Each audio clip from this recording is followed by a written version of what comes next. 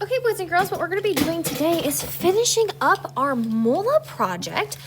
So I have all of my scrap paper here that we're going to be using. And I got my scissors and a glue bottle. What we're going to be doing is we're going to be adding those lines that we see on the molas using just our leftover paper. So we can use the three colors that we have. So on mine, I have black and some maroon and some orange. And we're going to be gluing lines on our yellow background and also on mine's yellow background, but on the background, and then also on our animal. Mine just happens to be a fish. Yours could be something different.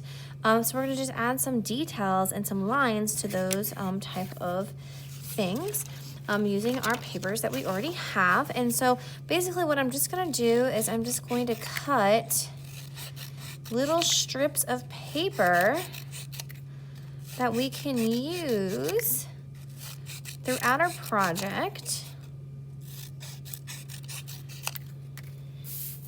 They don't all have to be the same size or anything. They can be different sizes. We can always cut them down later. So I'm trying to make mine about as thick as a pencil. Is kind of what I'm going for, just so that they're a little bit easier to glue down. We don't want them to be like so small that we can't glue them. So I'm just cutting some strips of paper to start.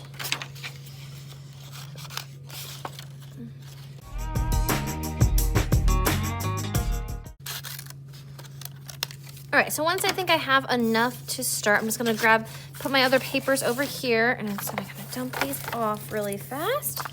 And we can start adding some details to our project. I am going to actually kind of start with my fish's tail, but you guys can start wherever you want.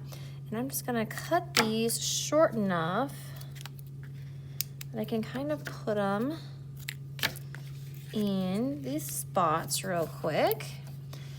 So I'm opening my glue bottle. I want to make sure that I shake all the glue down, and I'm just going to use these little itsy bitsy microscopic ant-sized dots. We don't want anything bigger than that because we don't want the glue to be all over our project. It doesn't take a lot to glue our project down, our paper down. So I'm just going to do some small dots, and I'm just going to start gluing my details in. Now we want to make sure that we're not using the same color on top of another color. So like, say this is black. We don't want to be gluing our black strips of paper down because we're just not going to be able to see that. So we want to make sure that we're using the other colors. I'm just kind of going through and I'm trying to trim some of my pieces so they fit in.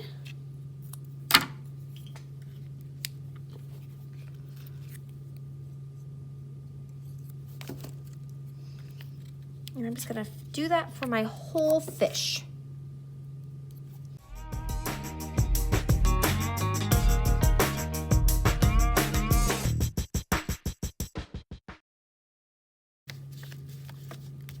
All right, so once you are done with your animal, you can move on to the rest of your background. I do want to point out that there is space around each one of my lines. So like the lines aren't touching each other for the most part. I mean, there's maybe a little touching right here, but for the most part, there's space between each one of my lines.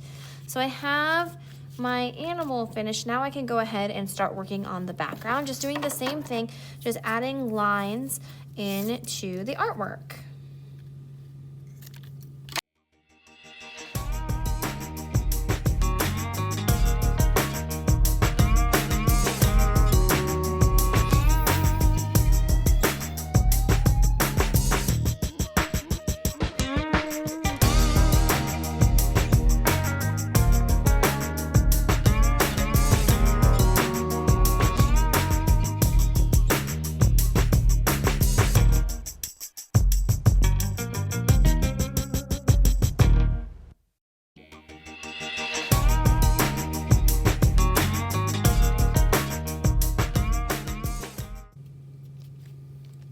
All right, so once your mola has all the lines in the background and on your animal, you are ready to put it on top of your folder and take it to the drying rack to dry.